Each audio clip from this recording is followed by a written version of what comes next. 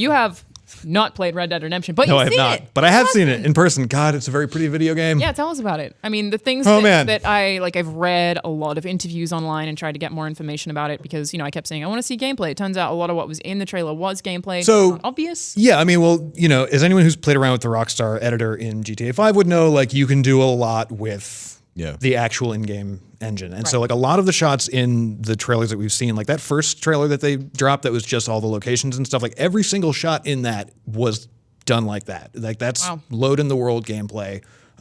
Wait, so did they use the editor and just go back over the gameplay? I don't know exactly how they did it. I guess I assume as much. It was a similar tool. Well, more poignant, I guess, would be the gameplay that you saw. Is there like a HUD or easily recognized? So the gameplay that we saw had a very, very, very minimal HUD. Okay. It did have one.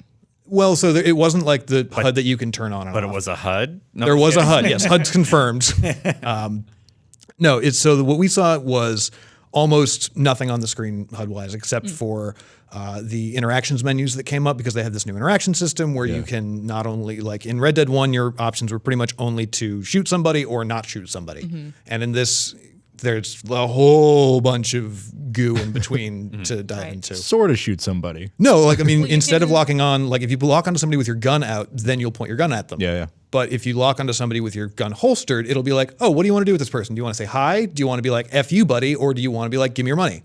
And can you do this to anyone? Yeah, anybody, like any of the NPCs that you walk by is like, and apparently like those conversations can be like legitimate branching talks. Yeah, from what I read, it turns out some of them seem to be able to turn into like slight side quests. Well, I think the idea is sort of that's everybody. It's crazy. That if you decide to, so there's, there's a guy riding on the trail after we were hunting in our demo, and like he, politely like tips his hat and nods at us like, hey, like good job getting that deer. That's a nice load of meat you got there.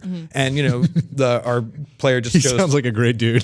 he was super nice. Great job. That's a good load of meat. Oh yeah. But no, and so, the guy who was driving the demo, he had Arthur just be like, oh, thank you kindly, and then kept on riding. But like apparently you could just like turn around, fall into step with him and like have an ongoing, like, I don't know if you can have like a free form, fully scripted conversation or anything, but you can keep interacting with him on, I guess the best way to put it, because I don't really know how deep that discussion system goes, you can keep interacting with them on like an emotional level.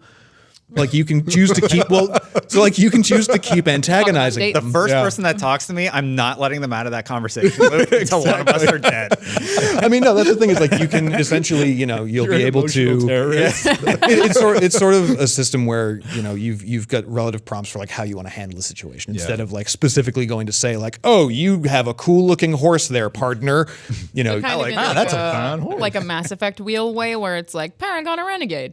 It's definitely not that binary. Like it's sort of like you can be aggro to somebody and you can be friendly, but then you can also, there are like a couple of other options apparently. If you go aggro, are you down the aggro path at that point? I don't know. Can I go aggro, then be nice, then be aggro? I mean, we'll see. Until they're like, what do you want? You're seriously gaslighting everybody on this is the cool thing that I really like about it is that no, you can't, because they'll 100% be like, you're being a dick right now. Stop it.